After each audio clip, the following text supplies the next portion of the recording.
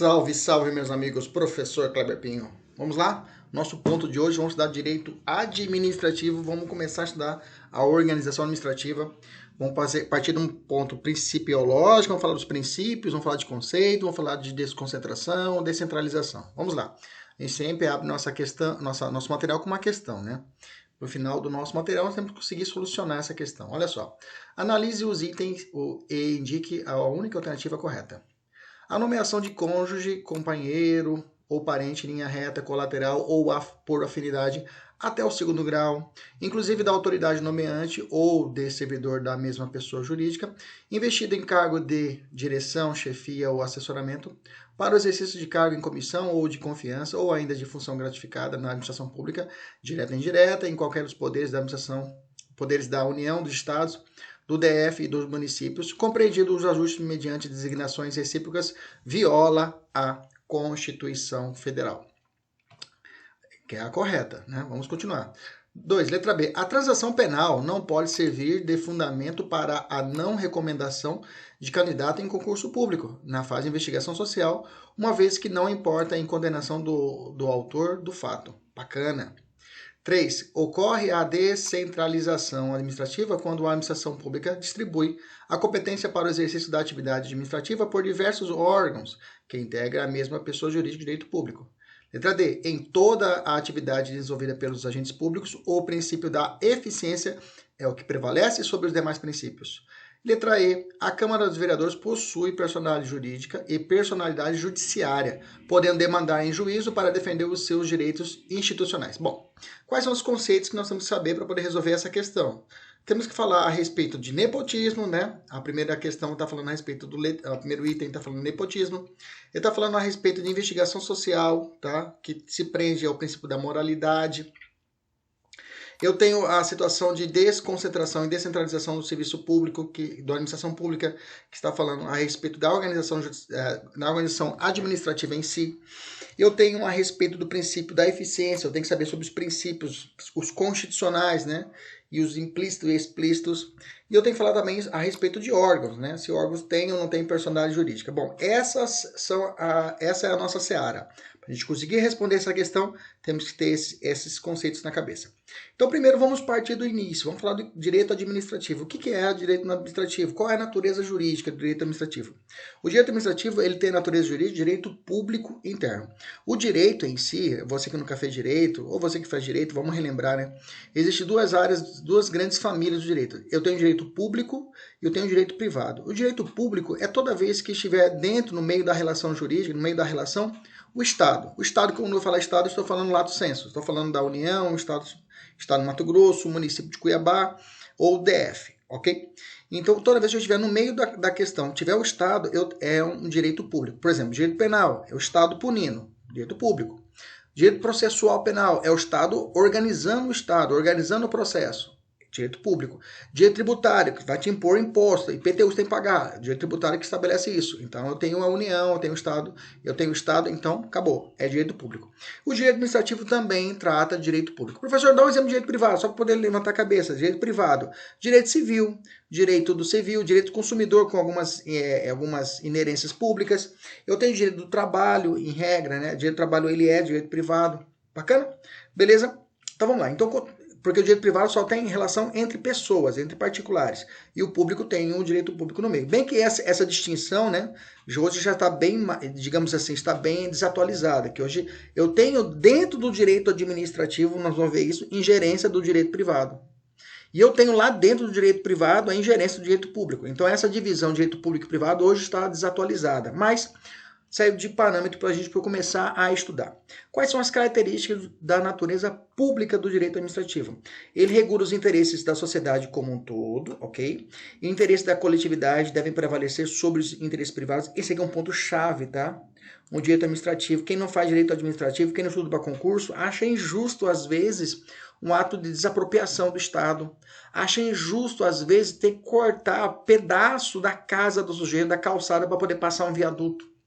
As pessoas acham, mas está errado isso, porque existe esse princípio da supremacia do interesse público sobre o privado, que não vamos ver hoje. Mas esse é um ponto-chave.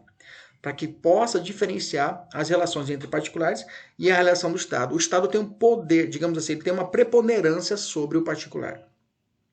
Na defesa do interesse público, o Estado goza de certas prerrogativas que se situam em posição jurídica de superioridade ante o particular. Vamos ver isso lá na frente, que a gente vai falando sobre contrato de concessão. É possível o Estado ir lá e tomar de volta a concessão através da chamada encampação, né? Ou quando ocorrer o descumprimento, a chamada caducidade. Então, é a possibilidade em relações contratuais que o Estado tenha um poder maior, tenha uma posição de superioridade. Admite, tá? Como eu coloquei aqui, ó, admite o efeito do direito privado em algumas hipóteses, tá? Eu tenho que quando o Estado ele desce do seu patamar e vem conversar em pé de igualdade com o particular, tá? A gente vai ver isso mais pra frente. Ou então ele possibilita a aplicação, por exemplo, do Código de Defesa do Consumidor. O Código de Defesa do Consumidor é direito privado, eu falei para vocês. Mas lá na Lei de Concessão Pública, fala, olha, no contrato de concessão é permitido a aplicação do Código de Defesa do Consumidor. Então é possível é possível a aplicação do direito privado dentro do direito público, beleza? Responda essa questão para mim aqui, tá? Beleza? Vamos lá. O que eu acabei de falar, ó. Por ser ramo do direito público, o direito administrativo não se utiliza do Instituto de Direito Privado. Olha lá, tá errado. Eu já falei para vocês, ok? Que é possível a aplicação do direito privado dentro do direito administrativo. Quais são as fontes? Fonte, o que é fonte? Vamos estudar isso no direito penal também. Fonte é de onde nasce, de onde brota. Ah, ali é a fonte onde nasce aquela água. É a fonte onde brota, é o jaez, o nascedouro. Ok? Onde vai surgir as normas, onde vai surgir o direito administrativo? Primeiro ponto, a lei em sentido amplo. Eu vou dizer para você que a legalidade está preso em tudo. Nós já estudamos o princípio da legalidade na Constituição, tem o princípio da legalidade, inciso 2 da Constituição. Ninguém pode fazer ou deixar de fazer alguma coisa senão mediante lei. Lembra daqui, nós falamos já? Ali é a autonomia da vontade. A lei, ela vai reger todo o nosso ordenamento. Por isso que nós temos que estudar para concurso, temos que estudar a lei. Por quê? O sistema nosso, o sistema brasileiro é civil law, ou seja, tudo no Brasil tem que ser lei. Por isso que nós temos que decorar tanta lei, estudarmos lei. Direito administrativo tem um código? Não tem código de direito administrativo igualzinho o Código Penal, o Código de Processo Penal.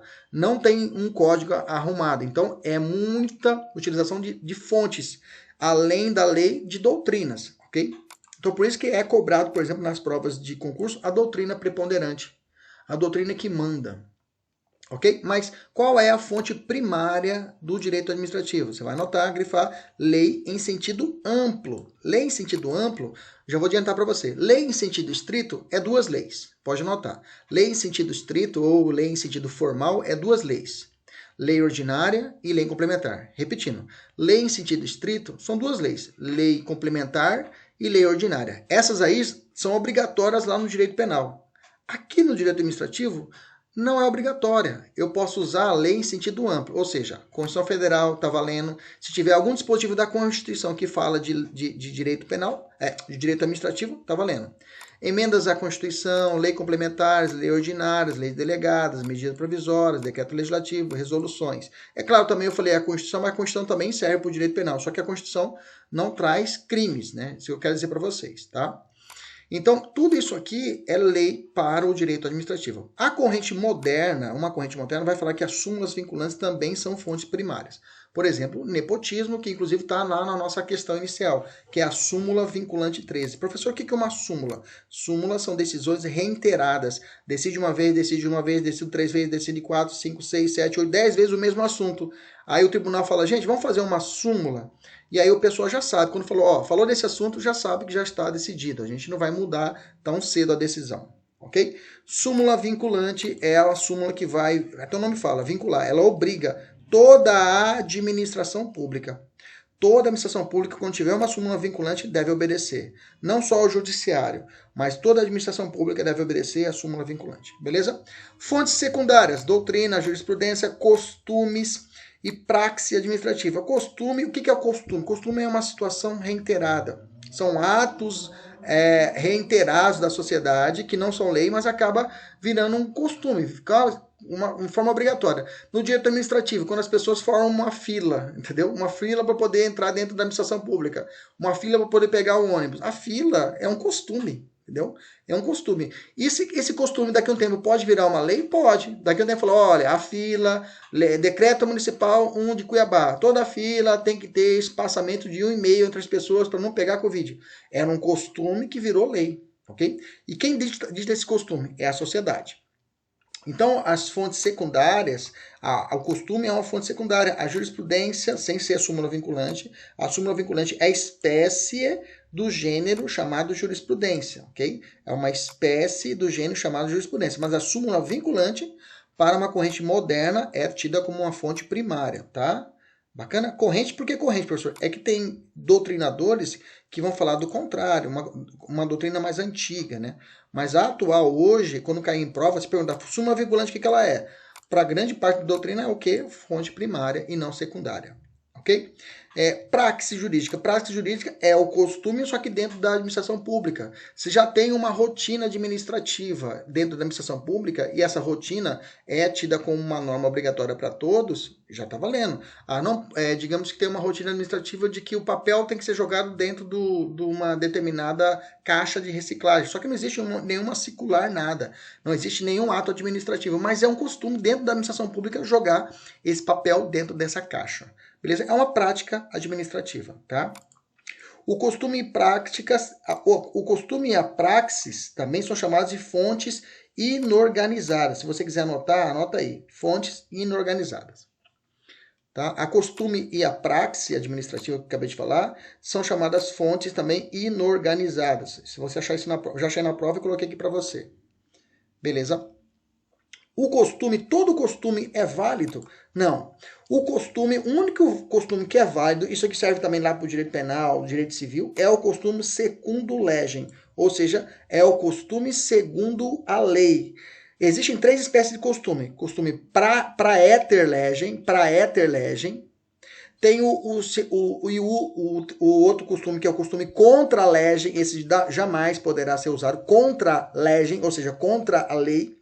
E o costume secundum legem, ou seja, aquele costume que é utilizado conforme a lei. Como eu falei, a fila de ônibus é um costume segundo a lei. É permitido fazer fila, ok? Beleza? Tranquilo? Tem até uma questãozinha aqui embaixo, olha lá, só que eu vou até adiantar aqui, olha lá. Os costumes são fontes do direito administrativo, não importando se são contra a legem, praeter legem ou segundo legem. Errada essa questão, por quê? Somente o segundo legem é utilizado, ok? Beleza? Vamos subir então fontes, de onde nasce o direito administrativo. Repetindo, da lei. Lei em sentido estrito ou sentido amplo? Lei em sentido amplo. A súmula vinculante é fonte primária ou secundária? Para uma corrente moderna, é uma fonte primária. Bacana? Beleza? Todo costume é utilizado como fonte secundária? Não. Costume é fonte do direito administrativo? Sim. Somente o costume secundum legem. Bacana? A aplicabilidade das normas jurídicas administrativas são aplicáveis apenas às esferas político-administrativa ou atinge também os particulares? A pergunta é, as normas do direito administrativo só se aplica quem está dentro da administração pública? Só se aplica ao policial civil? Só se aplica ao juiz? Só se aplica ao servidor público? Não. Ela também atinge os particulares, tá? Exemplo, um contrato de concessão de determinado serviço público. Quando você está dentro de um ônibus, ali existe a aplicação de um serviço público que está sendo aplicado a um particular. E as regras dessa situação, da administração pública, poderá ser aplicada a esse particular. Por exemplo, se ele quiser declarar, se ele quiser denunciar algum fato junto à autoridade pública, ok? Atinge diretamente a esfera do particular. Quando o particular realiza um contrato de concessão, ok? Ele também está sendo obediente à norma da administração pública. Quando o prefeito determina, tem que fechar os estabelecimentos às 19 horas. Esse decreto da administrativa está atingindo o particular, sim ou não? Sim. Então, as normas de direito administrativo, elas também aplicam aos particulares? Claro. Ok? Veja só como já caiu. São fontes primárias do direito administrativo. O regulamento, a doutrina. Olha lá, colocou infiltrado a doutrina e o costume. Mas você já viu aqui. Você já é um aluno sagaz. Você já é aluno da mentoria do professor Kleber Pinho. Você já sabe que a doutrina e costume não é fonte primária. É a fonte o quê? Secundária. A questão vai estar o quê? Errada. Beleza? Responde mais essas duas aqui para vocês aqui e vamos descer aqui. Quais são os sentidos da administração pública? Isso aqui é bem básico, né, professor? Não sei por que você colocou, mas eu coloquei porque cai em prova, tá? Mas a administração pública, tá? Ela tem dois sentidos. Eu tenho a administração pública em sentido subjetivo, orgânico ou formal. Subjetivo é dica, né? Isso é muito subjetivo, pois pensa diferente. Quando eu falo assim, essa questão é muito subjetiva, fulano de tal, ele pensa diferente. Subjetivo tem a ver com a pessoa, não é isso? O que você acha das cotas raciais em concurso? Isso é muito subjetivo, isso vai de cada pessoa. Então você lembra, quando falar de administração pública em sentido subjetivo, ou orgânico, ou formal, subjetivo, você pensa pessoa. Isso mesmo, tá? Você vai pensar na estrutura. Quem põe na mão na massa? O maquinário, os instrumentos, os órgãos, os agentes, os bens. Tem até outro macete aqui, ó. Se você lembra do macete FOS OAB, tá? FOS OAB. Marque que é a administração pública subjetiva. Se você encontrou na prova FOS OAB, você vai marcar a administração pública subjetiva. FOS, formal, orgânica, subjetiva. Órgãos, agentes e bens. Se você viu essas palavras-chave, agentes, você viu bens, você viu órgãos na prova, isso aqui é o kit de desespero, tá, gente? É o desespero. Caso você não conseguir decorar certinho a matéria, você viu na prova FOS, OAB. Você viu que a palavra formal, você viu orgânico, viu subjetivo, você vai saber que a administração pública é composta por órgãos, agentes e bens, ok? Subjetivo, quem faz? Subjetivo é, quem pensa diferente. Subjetivo tem a ver com a pessoa, com a gente, beleza? De outro lado, eu tenho aqui a administração pública, ela em sentido objetivo, material ou funcional, tá? Nesse caso, inclusive, a doutrina fala que tem que ser escrito com administração pública em letra minúscula, tá? Mas é só questão formal mesmo, viu, gente? Não cai isso na prova. Aqui, quando eu vou falar administração pública em sentido objetivo, veja, objetivo, não estou falando da pessoa subjetiva, de material ou funcional, eu estou falando da atividade. Você viu na prova a palavra atividade do Estado, estou falando da administração pública em sentido objetivo, material ou funcional. Vou te dar mais macetes ainda, Se você viu na prova a palavra serviço público, você viu na prova polícia administrativa, você viu na prova fomento, você viu na prova incentivo, você viu na prova intervenção do domínio econômico. Lembra-se, isso está vinculado com a atividade estatal, isso é a administração pública objetiva, material ou funcional. Vamos ver se dá certo? Olha só essa questão aqui, ó. Atendo os seguintes é certo. Representa o conjunto de atividades que costumam ser consideradas próprias da função administrativa. Ok? Costuma ser considerada, conjunto de atividades. Atividades. Atividades, onde é que eu falei para vocês? Material. Falou atividade, ou vai ser objetiva, material ou funcional. Vamos continuar. Conceito adotado com referência à atividade. De novo, o que é realizado. Não obrigatoriamente quem a exerce. Não obrigatoriamente quem exerce. Se eu fosse quem a exerce, quem põe mão na obra, seria o que? Administração pública subjetiva, orgânico ou formal. Beleza? Difícil? Meio chatinho essa parte. Mas se você vai praticar os exercícios aqui, você vai tentar encaixar. Pode olhar lá aqui em cima, não tem problema. Pode colar. Tem até um macete para você lembrar da administração pública objetiva, material funcional. Em uma viagem de São Paulo até o Pará, você sente muita fome, né? Verdade, né? Em uma viagem de São Paulo, serviços públicos, P, polícia administrativa, até o Pará, ou seja, o Pará, qual que é o Pará que eu coloquei? SP, serviço público, P, polícia, ok? O A, administrativa, né? Fome, né? Fomento, ok? E intervenção, ok? Bacana, horrível esse macete, mas tá bom. Se você falou disso, é a administração pública em sentido objetivo, material ou funcional. Vamos progredir. Responda essas 3 questões aqui e vamos lá. Essa aqui é perigosa, tá? E é fácil. Qual a diferença de administração pública extroversa e a administração pública introversa? Fácil, gente. Muito fácil. Extro, vem de externo. Então, quando você vê externo, vamos botar assim, externo. Externo igual extro igual fora. Então, eu tenho que na administração pública extroversa, externo, fora, é a relação entre a administração, os seus agentes, e o particular, e o cidadão. Ok? quando a administração pública vai lá e fecha um comércio, está realizando a administração pública extroversa, ou seja, é a realização entre a administração pública e o particular, tá? Isso se prende a um atributo do ato administrativo, tá, gente? Se impõe a terceiros, tá? Ela se prende, a administração extroversa se prende à imperatividade. A imperatividade é um atributo do ato administrativo. Não vamos estudar agora isso depois. É a diferença de requisitos, que é o famoso ff.com, e os atributos, né? Que é a peita, né? Que a gente fala peita, né? Peita, né? Calma, a gente vai aprender esses macetes depois, tá? Peita é o atributos e ff.com são os requisitos, tá? Mas a gente vai aprender isso depois. Então, a administração extroversa está ligado, é externa, fora da administração pública particular. Tem a ver com a imperatividade, ou seja, mandou, tem que obedecer, beleza?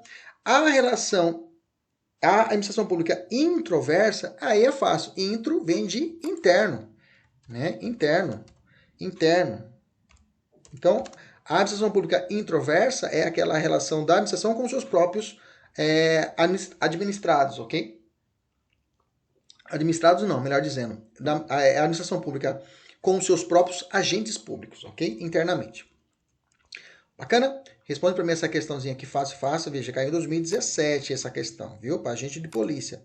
Veja que não é conversa fiada. A gente coloca as questões que realmente caem, tá? Vamos lá. Vamos falar sobre os princípios, tá? Gente, a parte principiológica é importante, tá? Na parte penal, nós vamos trabalhar princípio, processo penal, vamos trabalhar princípio, por quê? Com a base de princípios, a gente consegue responder qualquer questão de segunda fase, uma dissertativa que foi aberta para a Polícia Federal, para a Delta, o que for, você consegue relaxar. Os princípios é a base de todo o ordenamento. O que manda mais, um princípio ou uma lei? O que vale mais? Um princípio ou uma lei? Os dois, viu? Já te respondo. O princípio, ele também ele tem a mesma força normativa que uma lei. Por exemplo, lá no direito penal tem o princípio da insignificância, não prender isso. O cara é primário, furtou uma caneta. A lei fala que, a lei está escrito, furtou 155, pau, de 1 a 4 anos. Que é crime, não tem conversa. Beleza. Mas e aí? Eu tenho o princípio da insignificância, que vai absolver o cara, porque o bem jurídico, a caneta é insignificante. Manter o cara preso por uma caneta. Nesse caso, um princípio vai prevalecer diante o artigo penal? Sim, vai prevalecer. Então, o princípio, ele é importante para tudo, ok? No âmbito administrativo, mais ainda, tá? Mais ainda. Então, eu tenho os princípios constitucionais expressos no artigo 37, tá? Quais são os princípios constitucionais expressos? Você já sabe de cor, né? É o LIMP, né?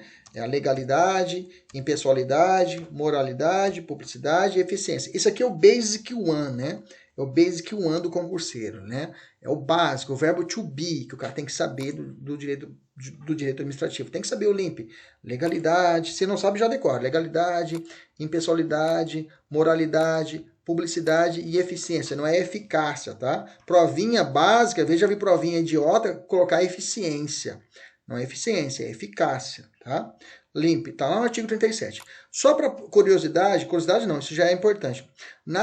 O LIMP, os 5 princípios são originais de fábricas? Não, tá? A eficiência só veio em 98, que aí inclusive trouxe uma forma de administração gerencial, tá? A administração gerencial nasceu com a hipótese do 98. Tá? Da Emenda Constitucional 19 de 98, quando trouxe a eficiência. Esse formato de administração gerencial, buscar metas a serem atingidas, ok? Colocar estágio probatório para o sujeito, ok? Mas aí vou falar agora delas de forma separada, ok? Beleza? Então, LIMP é a básica de 87. Vieram, desde a Constituição de 88, vieram todos eles? Não, eu quis dizer artigo 37, né? No 37, só veio o LIMP sem o E. Depois em 98, com a Emenda Constitucional 19, que tivemos o quê? A eficiência.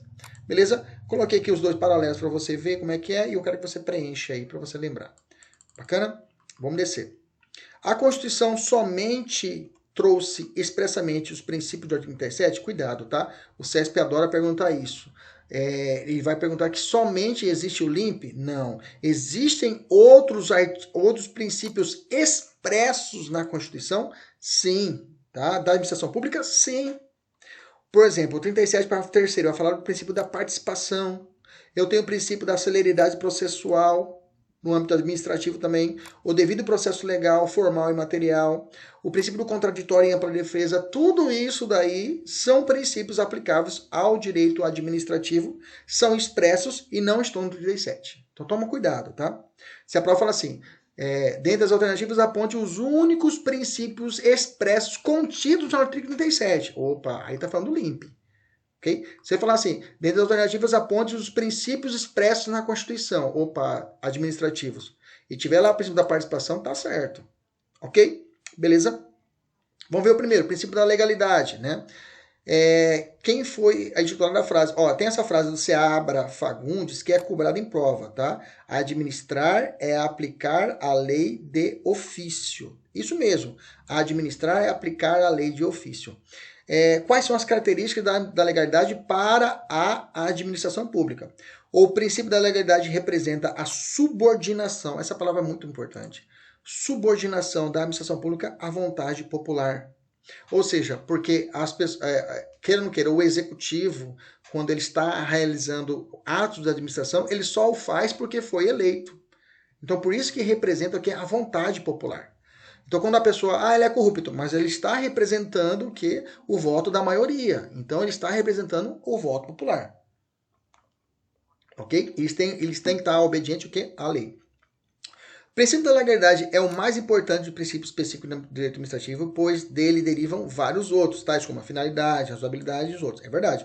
Ele é o princípio maior, é o princípio que irradia. É muito comum em prova falar assim, o princípio da eficiência que busca a eficiência dos atos administrativos pode sobrepor a lei. Jamais. Jamais. Jamais. Jamais.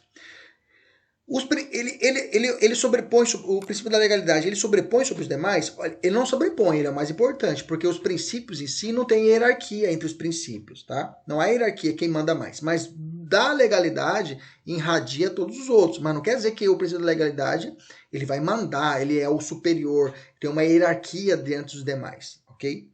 O exercício da função administrativa não pode ser reputada pela vontade da administração ou dos agentes, mas deve obrigatoriamente respeitar a vontade da lei.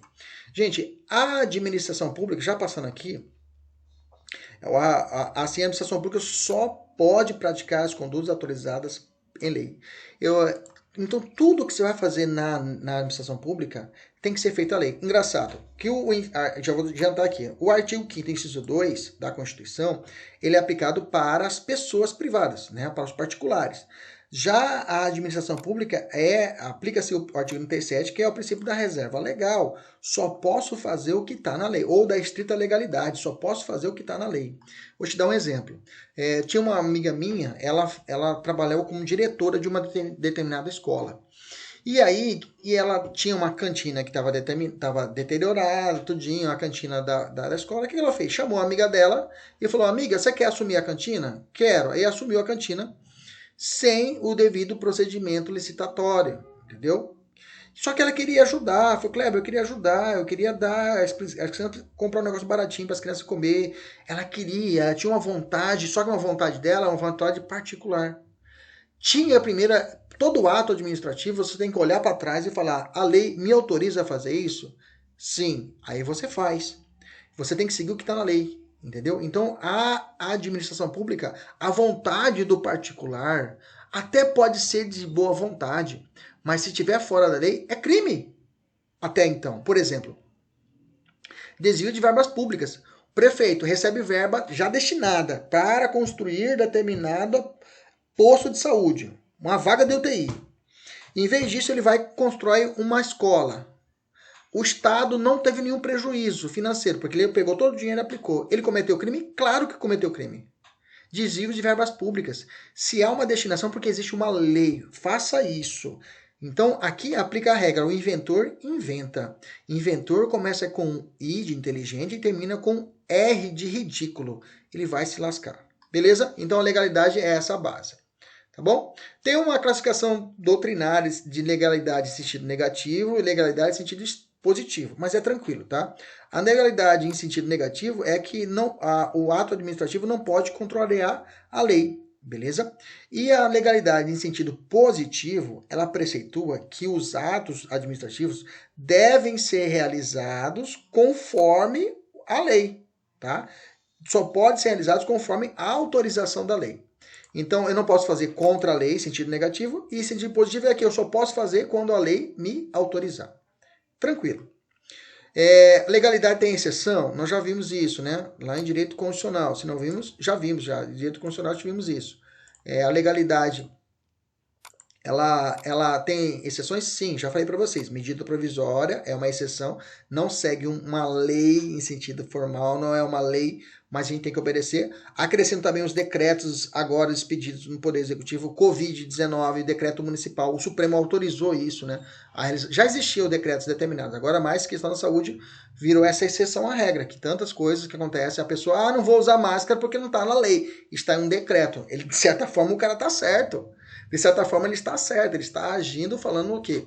Porque só pode obrigar se for determinada por lei, mas ele esqueceu essa parte da matéria, que existe a exceção à regra, que são os decretos, tá? Decreto presidencial também durante o estado de sítio de defesa são exceções, tá? Resolve para mim essa questão aqui.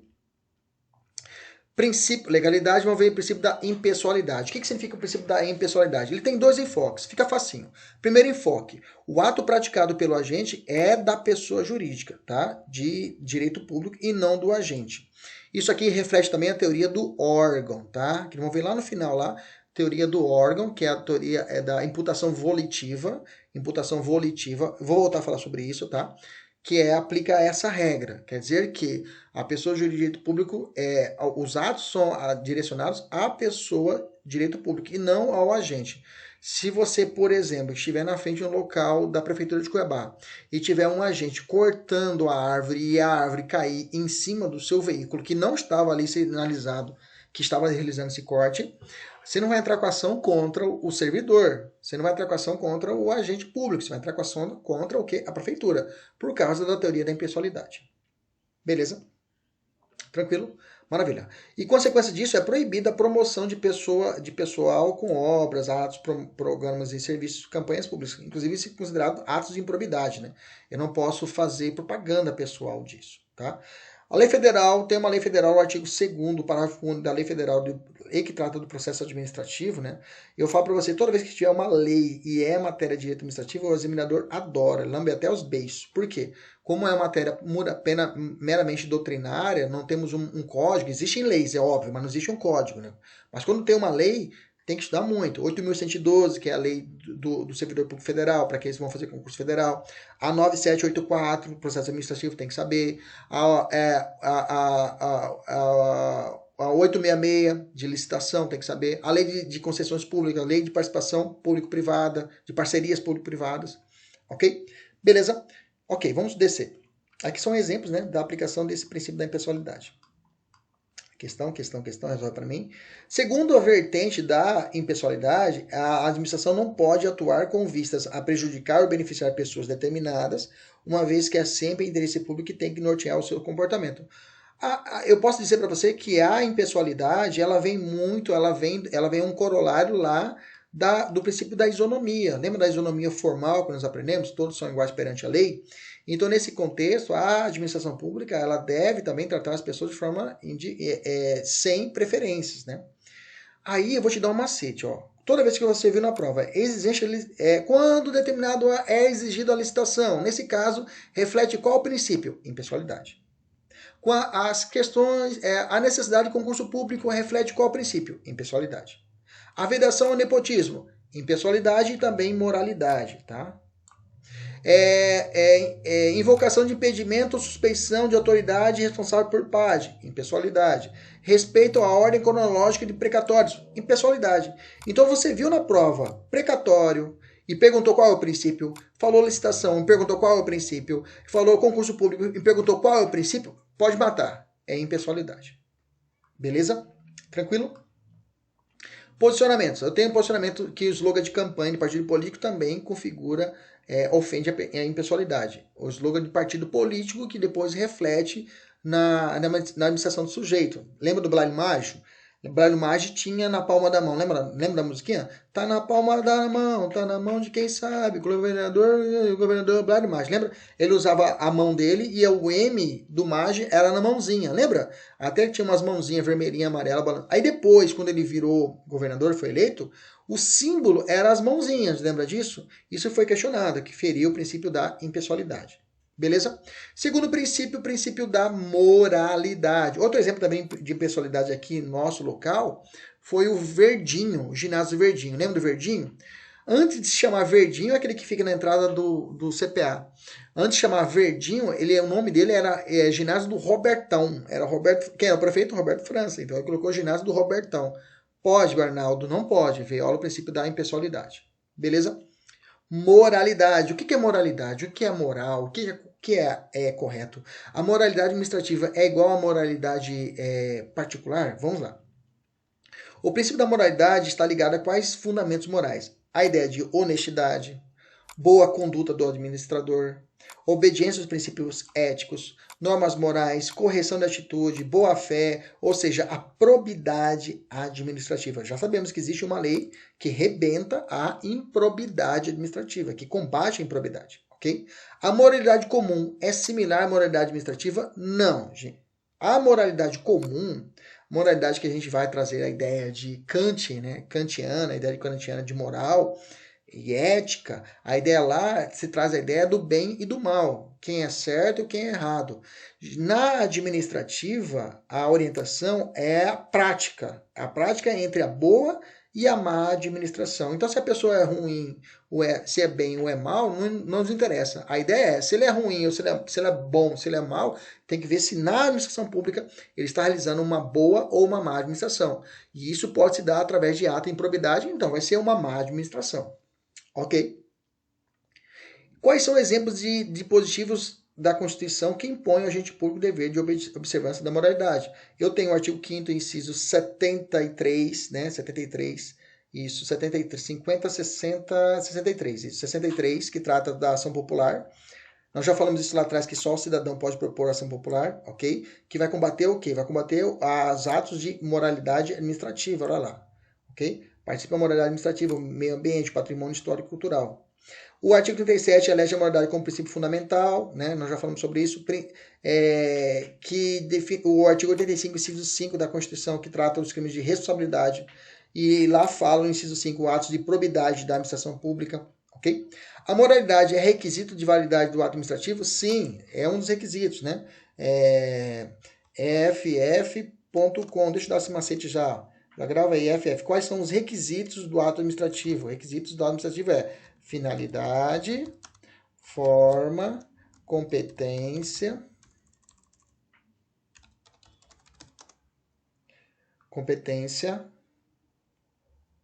motivo, forma, finalidade, competência, motivo, finalidade, forma, competência,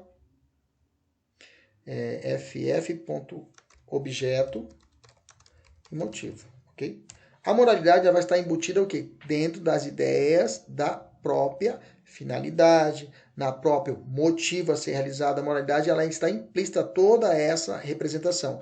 Então ela é requisito de validade. Para que haja um ato válido administrativo, ela tem que ter o quê? Tem que estar casada dentro da moralidade administrativa. Quais são os requisitos? Finalidade, forma, FF, competência, objeto e motivo, ok? Bacana? Maravilha. Vamos lá, vamos continuar. Depois a gente vai falar sobre os requisitos e vamos falar sobre atributos também. Mas a moralidade faz parte, ela é requisito de validade de um ato administrativo. Cite os dispositivos infraconstitucionais que tratam da moralidade. Aí vamos lá, eu tenho a Lei de Processo Administrativo, eu tenho a Lei 8.112 de 90, que vai tratar disso, eu tenho a lei, da própria Lei de Improbidade Administrativa, que é a 8429 de 92, tá? Que trata da ação civil pública de improbidade administrativa, que são instrumentos de combate. A ação popular é um instrumento de combate? É. Eu tenho um controle externo exercido pelo Tribunal de Contas? Também é. Eu tenho comissões parlamentares de inquérito? Também são. Então, esses são instrumentos que combatem a imoralidade, na verdade. Defesa da moralidade administrativa é que vão combater os atos de imoralidade. Ok? Tá aqui uma questãozinha que caiu em 2017, responde lá para mim.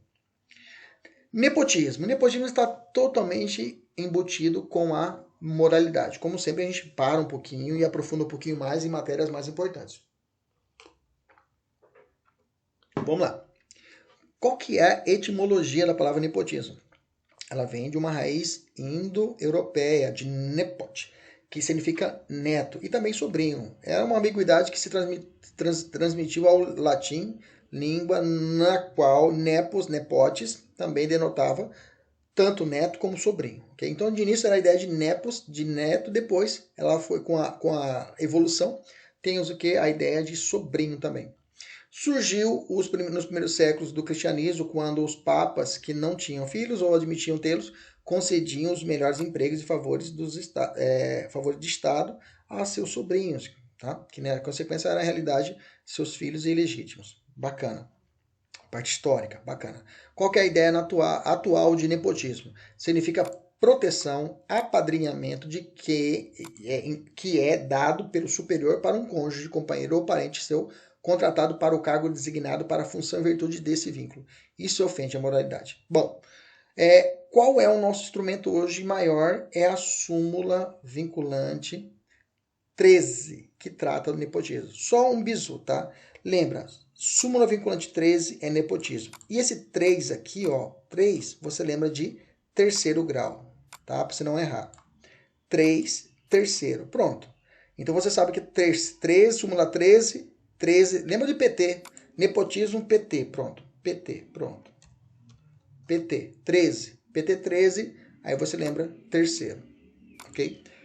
Se alguém for partidário do PT, tudo bem. Eu estou falando só para a gente gravar. Não estou falando que todo agente do PT é nepotista. Não é isso, não, tá? Vamos lá. Súmula vinculante 13 do STF. Fala assim, a nomeação de cônjuge, companheiro ou parente. Cônjuge casado, companheiro, a união estável. Ou parente em linha reta, colateral ou por afinidade, tá? Até sogra.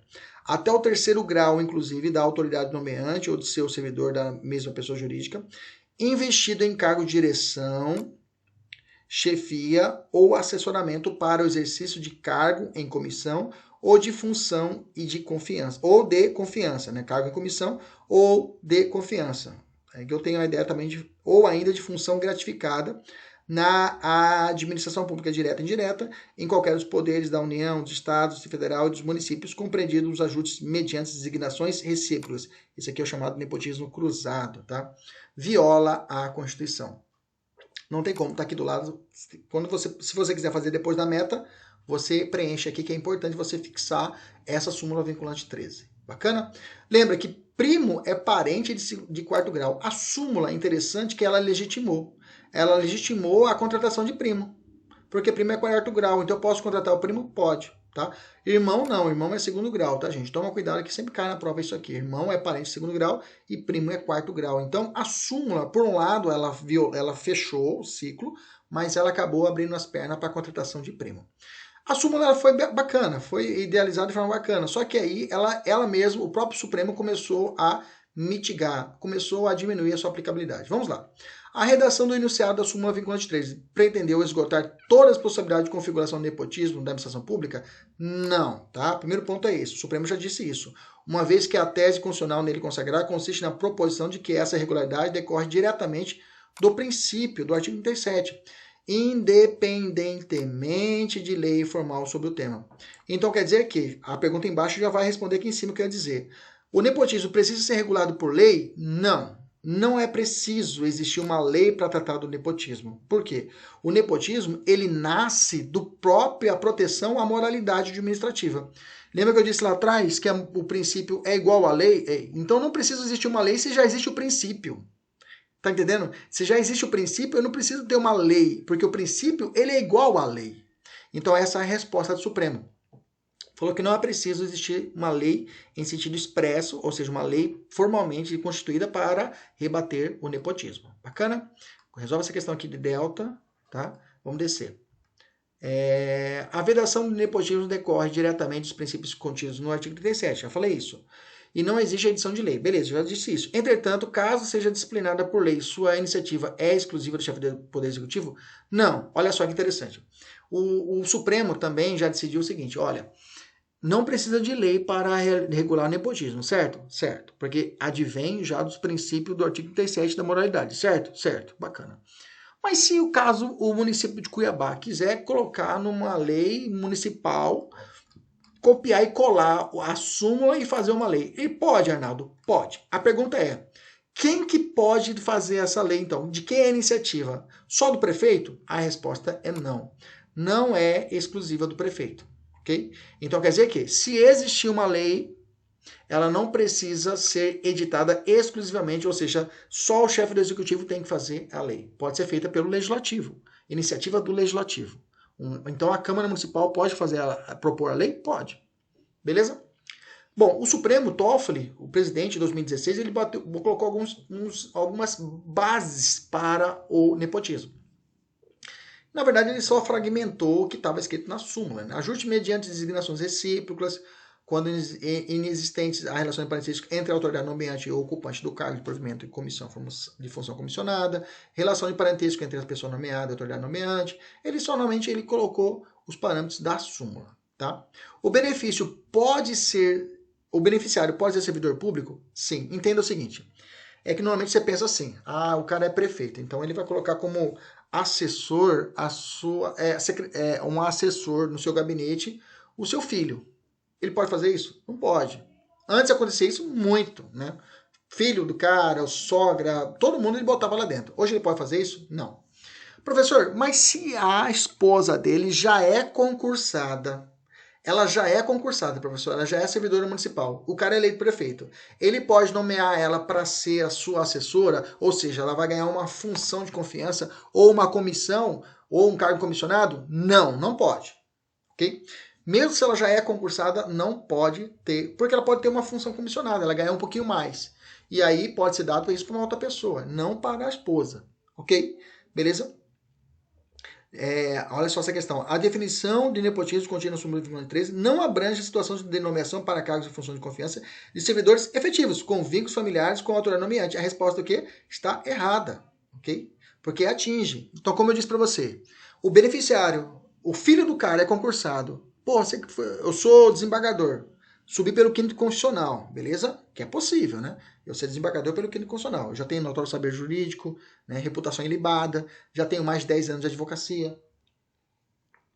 Aí eu subo para o cargo de desembargador. Bacana? Bacana, massa.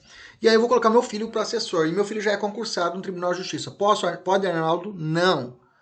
Ok? Não. Porque se eu assim eu fazer, ele vai ter um valor a mais como um assessor. Ele vai ganhar o salário dele mais um a mais. Isso é beneficiar. Bacana? Fechou? Vamos evoluir. João Prefeito do município de Mesquita nomeou Marcos para o cargo de secretário municipal executivo do gabinete do prefeito. Ocorre que Marcos é filho do vice-prefeito do município. Diante disso, o Ministério Público ajuizou a ação contra a nomeação, alegando que ela afronta a súmula vinculante 13. A questão chegou até o Supremo. Essa nomeação por si só afronta a súmula vinculante 13? Não. Tá? O STF tem afastado a aplicação de cargos públicos de natureza política, como são os cargos secretários estaduais e municipais. Ok? Então vamos por partes. No mesmo sentido, a simples nomeação de esposa como secretária do município por si só não configura, de per si, não configura nepotismo. O ato de improbidade, não configura ato de improbidade, né? Vou te explicar. Então, se eu contratar o meu filho para ser um secretário do município de Cuiabá, eu sou prefeito. Ele pode? Pode. A minha esposa, acontece isso muito nas prefeituras, né? Normalmente a primeira-dama, ela é o quê? Secretária da assistência social, não é isso? Sempre dá um... E ela assume. Pode assumir? Pode. Não fere o nepotismo cargos dessa monta políticos. Só que não é só isso. Existe exceção a essa regra. Se minha esposa, por exemplo, ela é papirada, ela é assistente social, ela tem todos os requisitos técnicos para ser realmente uma secretária, aí tudo bem. Porque pode ser questionado isso. pode ser questionado, porque se existir fraude, ó, ou inequívoca falta de razoabilidade na indicação por manifesta ausência de qualificação técnica ou idoneidade moral do nomeado. Você quer ver um exemplo? Tinha uma situação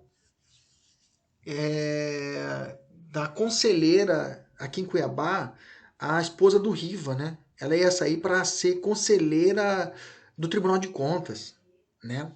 Não era uma situação de nepotismo, só que a galera caiu de pau, foi parceiro. Ela só fazia conta, a galera criticando, né? Você lembra, foi bem. Só fazia. Como vai trabalhar no Tribunal de Contas? Não tem notório, entendeu? Foi questionado e tanto é que foi apaziguado. Ela não tomou posse. O que eu quero dizer para você? Imaginamos se o Riva ele é governador. Ela pode ser secretária? Se ela tiver as capacidades técnicas necessárias, tudo bem. Se não, pode ser questionado? Pode ser questionado a sua posse, entendeu? Gerando então a possibilidade até de situação de retirada dessa pessoa pelo nepotismo. Olha só, como já caiu na Bahia em 2018. Excepcionalmente, é possível análise da configuração da prática vedada do nepotismo em hipótese de atingir ocupantes de cargos políticos, secretário, ministros, desde que em análise concreta, além do parentesco, seja verificada troca de favores ou fraude à lei, ok? Aí esse exemplo, a fraude à lei eu tenho aqui, ó, tá certo. Ok? Então, se tiver fraude à lei, inequívoca razoabilidade, existência de nepotismo cruzado, também poderá. Por que o cruzado? Nesse caso aqui é um cruzado. Olha lá, João é prefeito do município de Mesquita, nomeou Marcos para o cargo de secretário municipal do gabinete. Ocorre que Marcos é filho do prefeito do município. Diante disso, o Ministério Público ajuizou a ação só por esse fato. Beleza. Se for comprovado que falou assim, ó, eu vou ser eleito, se você for eleito, eu vou contratar o seu filho, se for comprovado realmente essa forma cruzada, subliminar, né? Subliminar, que realmente está fazendo essa troca de favores, é troca de favor. Não é porque o cara é técnico, não. É troca de favor. Aí poderei questionar. Mas só o fato do cara ser nomeado, ser parente, não gera o nepotismo. Mas eu posso quebrar isso? Posso. Se comprovar a existência de nepotismo cruzado, se for comprovar a fraude na lei e inequívoca razoabilidade, a pessoa não tem capacidade técnica, essa contratação poderá ser questionada e ser alegado que é nepotismo, como eu já falei para vocês aqui. Beleza? Outro ponto importante, ainda dentro da moralidade, que é a investigação social para vocês. Concursos policiais. É claro, perceba, essa é a personificação do nosso trabalho, que é trabalhar de forma isolada. Eu estou trabalhando com curso de polícia. Esse curso não vai ser vendido, por exemplo. Eu não posso gravar um vídeo desse tipo com uma pessoa que está fazendo uma OAB. Tá entendendo? Por isso que eu falo que o nosso curso é um curso, essa mentoria é diferenciada, porque a gente faz artesanal. É para você. Olha só. Investigação social poderá ter caráter eliminatório? Claro, todo concurso que tem investigação social tem requisitos, pode ter requisitos especiais, que é a investigação social para concurso de polícia. Então, ele tem caráter eliminatório? Sim. A maioria das leis que regem a carreira prevê que um dos requisitos para qualquer pessoa tomar posse em cargo público é a idoneidade moral. Sendo provada a falta dessa condição, é juridicamente possível a eliminação do candidato. Outro fundamento que pode invocar para justificar essa medida é o princípio constitucional da moralidade, beleza? Então eu posso eliminar o cara se o cara tem várias passagens por tráfico, condenado por lá? Posso. Aí eu falei, várias passagens, não falei sentença condenatória, né? Vamos explicar aqui que temos bastante peculiaridades. Olha só. A investigação social limita-se a exame de existência de antecedentes criminais ou poderão ser analisados outros aspectos da vida do candidato. Gente, investigação social não é só antecedente. Eu já tive aluno que foi reprovado na investigação social, não era nem polícia. É que o cara tinha envolvimento numa situação, digamos assim, não criminosa, né? Jogo do bicho, era contravenção. E o cara era bicheiro, e não é crime, é contravenção. Mesmo assim, por causa desse envolvimento, tudinho, foi eliminado. Questionamos, brigamos, mas não teve jeito, tá? Não teve jeito. Isso aqui, inclusive, essa decisão que foi 2012, foi depois de 2012 dessa decisão. O STJ falou, parceiro, a conduta moral e social visando aferir o padrão de comportamento exigidas ao candidato da carreira policial, em razão do cargo que exige retidão, lisura e improbidade. Então, se o cara é analisado não só as condições a respeito de antecedentes, mas também tudo é analisado no concurso de polícia. Bacana? Se a banca examinadora, na fase de investigação social, determina que o candidato responda um formulário sobre a sua vida pregressa. O candidato, propositalmente omite informação. Opa, aí não dá, né? Omitir informação em documento verdadeiro, o que é? Falsidade ideológica. Aí é crime, né, parceiro? Omissão, ou você colocar uma informação falsa dentro do documento verdadeiro, é falsidade ideológica, e você vai aproveitar disso, vai se beneficiar com isso, falsidade ideológica. Aí não dá, aí reprova. Bacana? Aí não tem como. É possível que a lei... pessoal, só uma mentirinha. Mentirinha, quem faz uma mentirinha rouba banco, viu, gente, tá? Uma mentirinha é o cara que rouba banco. Só pra dizer pra vocês. Você, militar, você vai ser policial civil, vai ser policial federal, vai ser delegado. Retidão de caráter é acima de tudo. Acima de tudo, parceiro. Bacana? Vamos lá. E uma das coisas que está acontecendo muito, agora eu estava lendo um artigo, é que alguns policiais recém-concursados, é a minoria, claro, não estão desempenhando na avaliação periódica de desempenho, né? Tem a avaliação periódica de desempenho, está identificando que o quê? O cara não quer ir para a rua. O cara só quer serviços administrativos, né? O cara, não, você quer ficar aqui dentro. Não, pô, você é polícia. Polícia é pau. Polícia é ação. Por isso que eu falo para você, você tem coragem de matar uma pessoa? Pensa assim. Você tem que pensar, você é polícia. Não é para ser serviço administrativo, não. Ah, eu tenho, então tá bom. Beleza? Vocês vão proteger nós. Enquanto eu tô aqui em casa descansando, você tá lá fora, hein? Tocando porrada. É possível que a lei preveja para determinados cargos a exigência de qualificações mais restritas e rígidas? Claro, né, gente? Magistratura, os agentes de segurança pública, é claro. Então pode ser que às vezes um antecedente no meu currículo, não veja, eu não fui condenado, mas eu só tenho um antecedente, uma passagem. Muitos me perguntam isso, professor. Eu bati na minha mulher esses dias, eu parei lá na Maria da Penha, não deu nada. Isso aqui.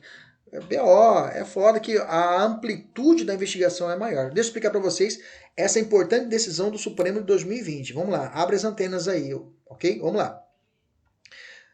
Fiz bem devagarzinho. Caso seja constatado na investigação social que o candidato responde ao inquérito policial, ação penal, ou tem contra si uma condenação ainda não transitada em julgado, tais circunstâncias obrigatoriamente implicará a sua eliminação do certame? A resposta é que, em regra, olha só, antes de 2020 eu falava que não, mas agora é em regra não, agora mudou o posicionamento do Supremo. Olha lá. A jurisprudência entende que o fato de haver instauração de inquérito policial ou propositura de ação penal contra o candidato por si só não pode implicar a sua eliminação. Tudo bem, beleza. Mas para certos cargos, dão graças a Deus ao Toffoli, ele que deu, esse aqui foi o Barroso. Para certos casos, como o da segurança pública, é possível que a lei preveja a eliminação do candidato que tenha a lei, tem que ter na lei, tem que estar na lei do serviço público, ok? Não é da cabeça do examinador, tem que estar na lei. Nem no edital, tem que estar na lei. Preveja a eliminação do candidato que tenha contra si condenação definitiva ou condenação colegiada, de órgão colegiado, ainda sujeita a recurso. O que está dizendo isso aí? O cara foi absolvido em primeira instância e foi para a segunda instância. Na segunda instância, ele foi condenado. Ele foi condenado à segunda instância, beleza? A segunda instância, o Tribunal de Justiça, confirmou a decisão do juiz monocrático, tá entendendo? Então, dá para o cara recorrer para o STJ ainda, não dá? Dá. Dá para ele recorrer para o STF, não dá? Dá. Mas para o Supremo, falou o seguinte, olha, se a lei prevê, isso tem que estar na lei, graças a Deus, no nosso estatuto da PJC Mato Grosso não tem isso, salvo engano, da PF também eu acho que não tem. Depois dá uma olhada. Dá uma olhada lá e pesquisa e traz para mim, tá? Mas, na verdade, não tem essa previsão, tá? Mas, de órgão coletivo. Mas se prevê, é caixão, tá? Vale ressaltar também que é necessário que exista uma relação de incompatibilidade entre a natureza do crime e as atribuições do cargo. É claro, o cara está sendo condenado aqui em segunda instância, foi confirmado em segunda instância, num crime de, sei lá, calúnia contra o prefeito. Injúria contra um prefeito, entendeu? Aí tudo bem, né? Aí tudo bem. O crime não... Agora, tráfico de entorpecentes. Ah, não transitou julgado ainda. Estou respondendo, ainda sou presumido inocente. Bacana, que ótimo. Mas que crime que é? Ah, tráfico e homicídio e um estupro de uma criança. Não dá, né, parceiro? Entendeu? Não dá. Logo, a lei não pode prever de forma genérica que toda condenação penal deva ensejar a proibição do indivíduo a se candidatar ao concurso. Então, se a lei pode prever a condenação definitiva ou condenação em órgão colegiado. Mas a lei também tem que falar que não é de forma genérica. Ela tem que trazer quais situações que enseja a proibição. Por exemplo, crime contra a vida, crime contra a fé pública. Okay? A lei tem que trazer isso. Então, eles jogaram o Supremo jogou tudo para a lei. Então, se a lei prevê, então tem exceção à regra. Assim, não é legítima a cláusula de edital não pode, concurso público que restringe a participação do candidato pelo simples fato de responder inquérito ou ação penal, salvo se essa restrição for instituída por lei e se mostrar constitucionalmente adequada, tá? Resumindo, toda a nossa conversa está aqui nesse pedacinho da emenda. Bacana? Beleza? Essa aqui é o novo posicionamento do Supremo. Então, de cara, investigação aberta. Investigação aberta. Investigação aberta. A lei falou, se tiver uma lei que fala, tiver um concurso, uma investigação aberta, concurso, sentença penal condenatória, não houve sentença de condenação, houve sentença de condenação penal em primeira instância, mas está em recurso na segunda instância. A segunda instância confirmou, beleza? Por si só, já posso falar que o cara não vai seguir a carreira policial? A resposta não, porque tem que ter previsão em lei, o edital não pode trazer isso, e além disso, esse crime que está sendo analisado na condenação tem que ser razoável, tem que estar ligado às atribuições do servidor, tem que combater a isso. Beleza? Tranquilo? Maravilha. Então, cuida desse novo posicionamento. Se alguém te pergunta, Kleber, ação penal em aberto, inquérito penal em aberto, vai me prejudicar a tomar posse? Eu posso sair da investigação criminal por causa disso? Eu posso sair do concurso pela investigação criminal? Eu vou falar assim, cara, a lei do seu concurso, a lei da sua carreira, fala alguma coisa sobre sentença condenatória em segunda instância? Fala. Além disso, a lei está falando que tem que estar atrelada à situação do cargo? Sim. Então é possível que você não tome posse. Agora, se ele fala assim, não, Kleber, não tem lei. Quem trouxe isso é o edital. Pronto, morreu. Edital não é lei, ok? Edital não tem essa força. Bacana? Cargos aprovado para agente penitenciário federal. Em processo perante o GCRIM, celebrou transação penal com o Ministério Público. Por simples fato, ele pode ser eliminado? Não, viu, gente? Transação penal é um instituto despenalizador. Não pode ser fundamento para não recomendação do candidato a concurso público, tá? E uma vez que a transação penal é um acordo que não importa a condenação do réu. Bacana? Está lá no GCRIM. É possível eliminar o candidato pelo simples fato de ele possuir nome negativado? Claro que não. É possível a eliminação do candidato que tenha, quando adolescente, recebido a medida socioeducativa? Também não. Ele pode ter sido até condenado por medida socioeducativa, lá quando ele é lá do ECA. Internação, 3 anos. Bacana? Saiu? Pode fazer concurso público? Pode. Inclusive isso não gera nem maus antecedentes para ele. Princípio da publicidade. O que deve ser identificado é o dever de divulgação oficial dos atos públicos administrativos. Quais os objetivos da publicidade? Exteriorização da vontade de administração, tornar exigível o conteúdo do ato, isso aqui é importante, tá? A publicidade faz com que o ato seja exigível. Permite o controle da legalidade do comportamento, desencadeia a produção de efeitos do ato administrativo. Publicidade é elemento de formação do ato administrativo? Não, tá, gente? Cuida disso aí. Ele é requisito de eficácia e de moralidade, mas não é elemento do ato administrativo. Bacana? Quais são as formas de publicidade? Tem tem as formas de atos individuais e os internos, tá? Tá? Que é a simples comunicação interna, uma circular, uma autorização, uma portaria já serve, tá? Atos gerais dirigidos, destinados de forma indeterminadas, tá? Atos gerais, que são o quê? Os editais de concurso. Atos individuais de efeito coletivo, que é a publicação no Diário Oficial de uma situação de férias, que parece ser individual, mas aí fala o seguinte, olha, vai ter que ser feita uma remoção aqui, readequação do cargos, ok? O STF já identificou que não se considera atendida a obrigação da publicidade, a simples divulgação do ato administrativo na Voz do Brasil, tá? O STF já teve essa decisão a esse respeito. Beleza? Como vem previsto a publicidade na Constituição, está aqui os artigos da Constituição que tratam da publicidade. Tá? Quais são as exceções à publicidade? Segurança da sociedade e do Estado. O 33 fala isso no artigo 5º, né? Inquérito policial, o inquérito policial ele é sigiloso, tá? Ele se prende nisso. Intimidade dos desenvolvidos, né? Situação de segredo de justiça, né? Atos administrativos ou processuais sigilosos, né? Podem restringir a publicidade a defesa da intimidade ou interesse social que exigirem, né? Essas aqui são situações de exceções, né? Eu posso, se tiver uma situação de intimidade ou interesse social, exigir essa publicidade, poderá ser restringida. Qual é a ligação da transparência e da publicidade? Gente, são decorrência da democracia representativa, tá? Isso aqui é importante. São corolários, ou seja, são os princípios maiores da participação política do cidadão em uma democracia representativa. Essa participação somente se fortalece em um ambiente de total visibilidade e possibilidade de exposição crítica das diversas opiniões. A publicidade e a transparência são absolutamente necessárias para a fiscalização dos atos governamentais, óbvio, né? O acesso à informação representa uma garantia instrumental ao pleno exercício do princípio democrático que abrange também os assuntos públicos, né? Que abrange debater os assuntos públicos, né? Qual a legislação que trata da transparência das informações? A Lei de Acesso à Informação, 2011, tá? O acesso de informação trazido pela lei pode ser mitigado por medida provisória? Não, tá, gente? Tá? Isso aqui é decisão de 2020, de abril de 2020, ok? Uma medida provisória não pode restringir a lei de acesso à informação. 2 posicionamentos do STF é acesso à informação, tá? Lembre-se, né?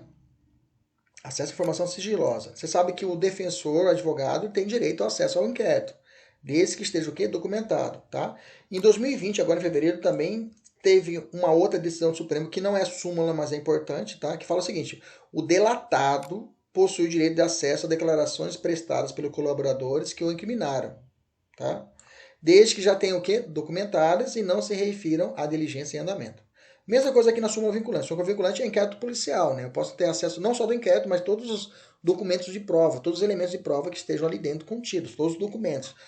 Prova de balística, o que tiver eu posso ter acesso, desde que seja, claro, digam respeito ao interesse da defesa e não sejam a diligências e andamentos. A súmula faltou colocar isso, o que já foi colocado aqui na decisão aqui pelo Lewandowski em fevereiro, que fala assim, o que já foi documentado e que não se refiram à diligência em andamento, o delatado, aquele que sofreu a delação, que foi imputado a ele algum crime pela outra pessoa, pelo delator, né, tem acesso aos autos.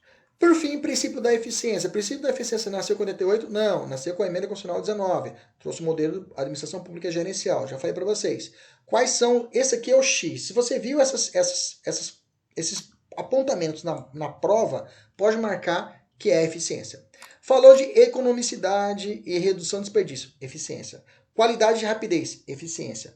Produtividade e rendimento funcional, eficiência.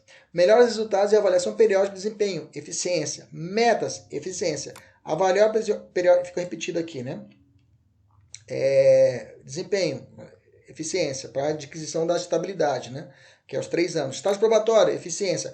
Contrato, agências executivas, eficiência, tá? Colocou agências executivas, eficiência pelos contratos de gestão. Contrato de gestão é o exemplo que eu disse para vocês lá atrás da aplicação do direito privado dentro da administração pública, ok? Onde a administração pública fica de pé de igualdade.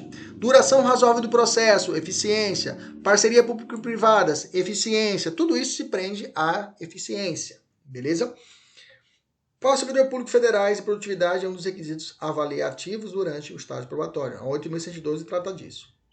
Veja dois artigos aqui, duas questões. E eu, por fim, para poder fechar, eu tenho 2 princípios que são inerentes também, que são da administração pública, que são o princípio da supremacia do interesse público, que eu já falei lá atrás, né? Que sobre a ideia do princípio onde a administração pública vai prevalecer sobre o indivíduo, né? Já falei, trouxe exemplos aqui, possibilidade de transformar compulsoriamente propriedade privada em pública, desapropriação, autorização de usar a propriedade privada em situação de iminente perigo, que é requisição administrativa, poder convocar particulares para execução compulsória de atividades públicas, requisição de serviços, né? Possibilidade de rescindir unilateralmente contratos administrativos, pressão de intimidade dos atos administrativos, impenhorabilidade dos bens públicos. Tudo isso se prende à ideia de supremacia. De outro lado, a indisponibilidade quer dizer que o bem público é público, não é do indivíduo, tá? Enuncia que os agentes públicos não são donos do direito, do interesse por eles ofendidos. É muito comum na prática falar assim, esse administrador público está gerindo o Estado ou o município como uma empresa. Tem que ter uma certa relevância quanto a isso, tem que ter uma certa cuidado com essa frase. Por quê? Porque a empresa eu posso dispor dos meus bens privados da empresa. Já o administrador público não pode. Não é assim bagunçado, tá? Existem mitigações, é claro, nos casos especiais da Fazenda Pública, né? A conciliação e a transação é uma exceção a essa regra da indisponibilidade do interesse público, que o interesse público tem que prevalecer sobre o privado, ok?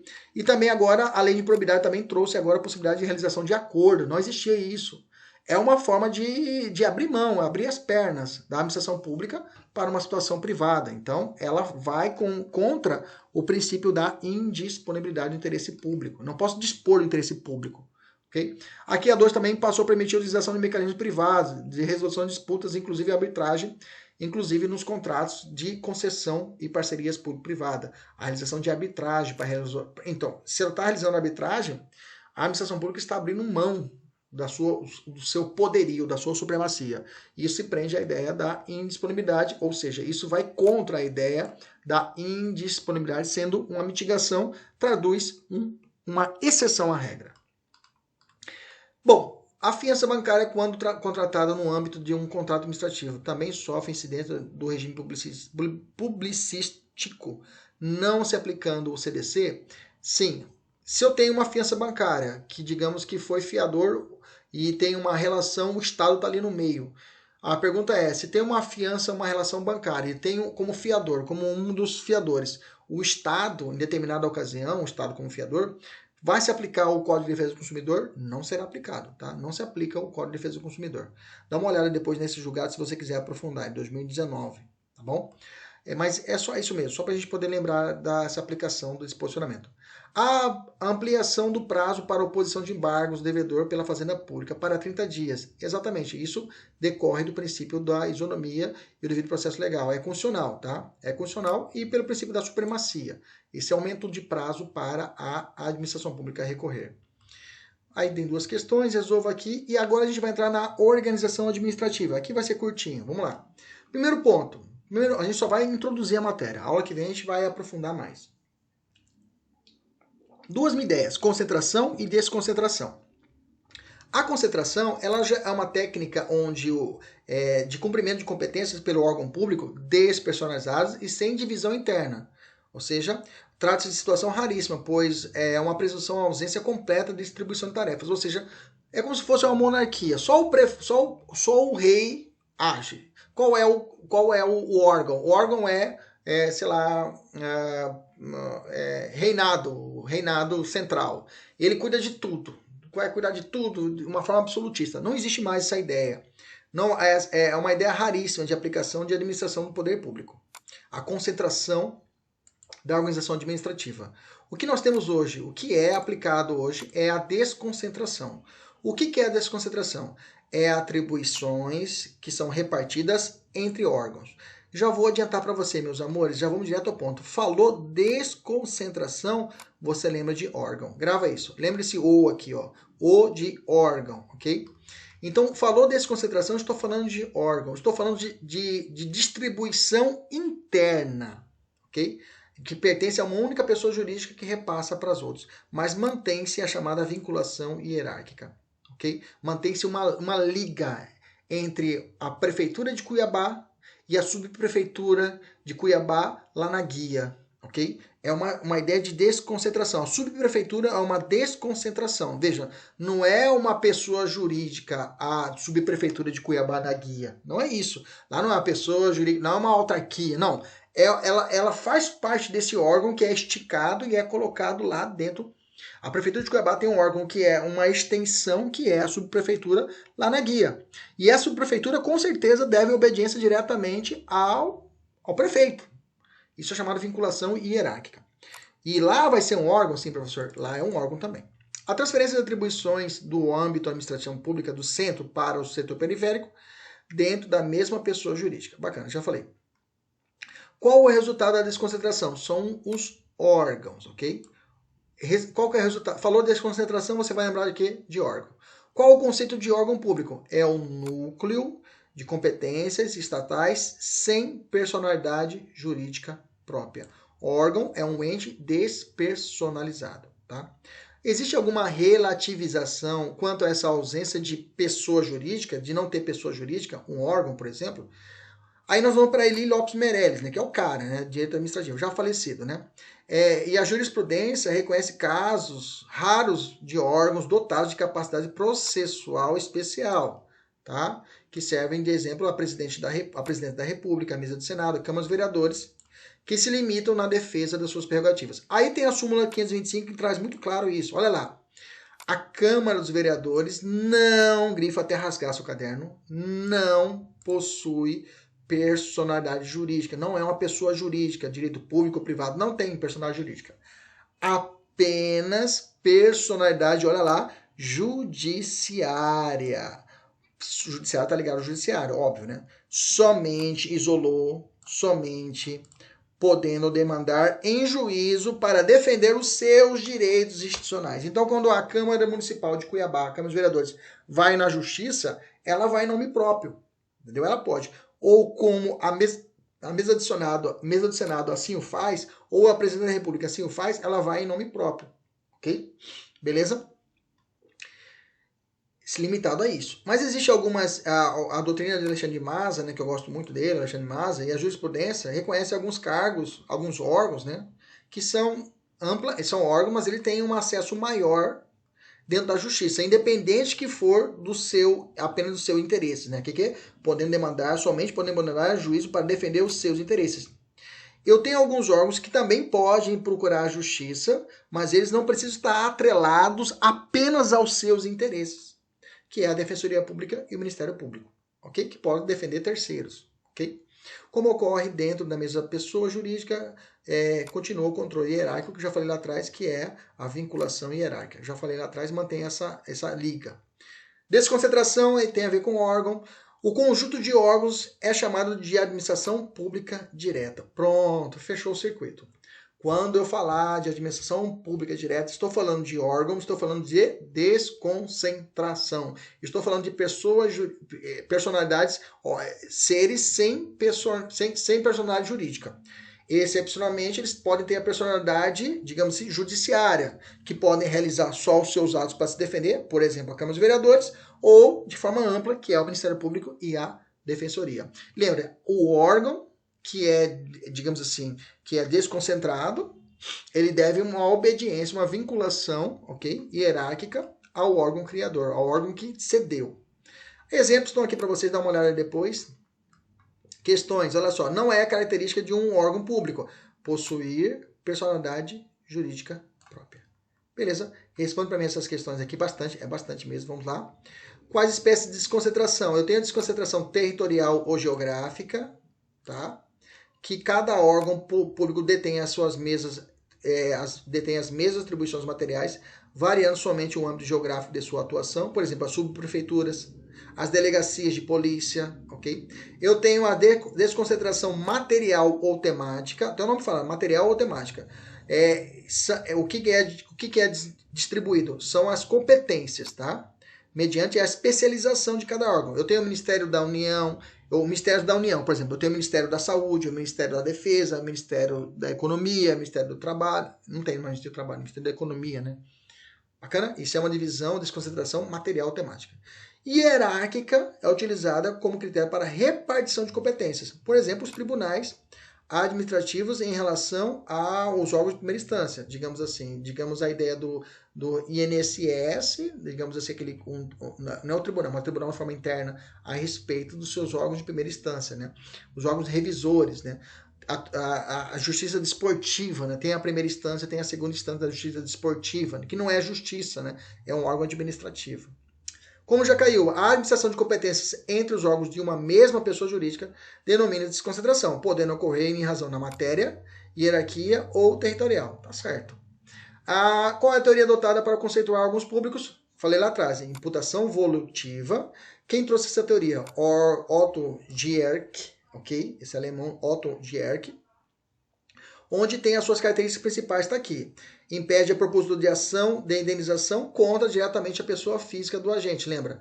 Lembra lá do carro que caiu a árvore no seu carro, você não entrou com ação contra o agente, você entrou com ação contra quem? Contra a administração pública. Impossibilidade de responsabilidade civil do Estado se o dano foi causado pelo agente público, fora do exercício da sua função pública. Esse aqui é outro exemplo, né, da impoluição volutiva. Policial de folga que atira em vizinho, né? Aí não posso entrar com tem algumas situações a respeito disso, né? Mas vamos falar depois, quando a gente vai falando de responsabilidade civil, né? Se ele, por exemplo, se ele atira no vizinho, se ele atira no vizinho, por uma questão, uma briga, por causa do som alto, o Estado não pode ser responsabilizado por isso, ok? Mas se o policial, mesmo de folga, mas ele está realizando o seu mistério de defesa da segurança pública, atira contra o criminoso, contra o vagabundo e acerta uma pessoa, ou por um erro na execução acerta uma pessoa e mata, o Estado poderá ser responsabilizado? Aí sim. Se o policial estiver de folga, mas estiver realizando o ato do seu mistério, ou seja, a segurança pública. Agora, você está ouvindo pagode, está ouvindo Maiara e Maraísa, discute com o vizinho, dá um tiro na cabeça do vizinho e mata, deixando a família desse vizinho toda desprovida, sem ninguém para poder pagar as dívidas deles. Ele entra com ação contra o Estado. Nesse caso, o Estado vai ser responsabilizado? Não. Vai falar para o policial, policial, toma que o filho é seu. Beleza? Tranquilo? Essas são os reflexos da teoria da imputação volutiva que é adotada no nosso ordenamento. Centralização e descentralização. A centralização é uma técnica de cumprimento de competências administrativas por uma única pessoa governamental, só pela União, só pelo Estado, município. Também ela não é encontrada de aplicação na prática. Tá? O que encontra é a descentralização. A descentralização é quando o Estado ele cria entidades. Ou ele vai criar ou ele vai autorizar as entidades. Quando eu falar de descentralização, lembra-se de autarquias, fundações, sociedade de economia mista. Autarquias, fundações, empresas públicas e sociedade de economia mista. É a chamada descentralização, ou seja, a criação de entidades. Ok? Beleza? É isso aí, vamos voltar para a nossa questão. Vamos matar aquela primeira questão originária. Vamos lá, vamos ver se a gente consegue matar agora. Primeira alternativa, a nomeação de cônjuge colateral até o segundo. Opa, lembra, súmula vinculante 13.3, terceiro grau.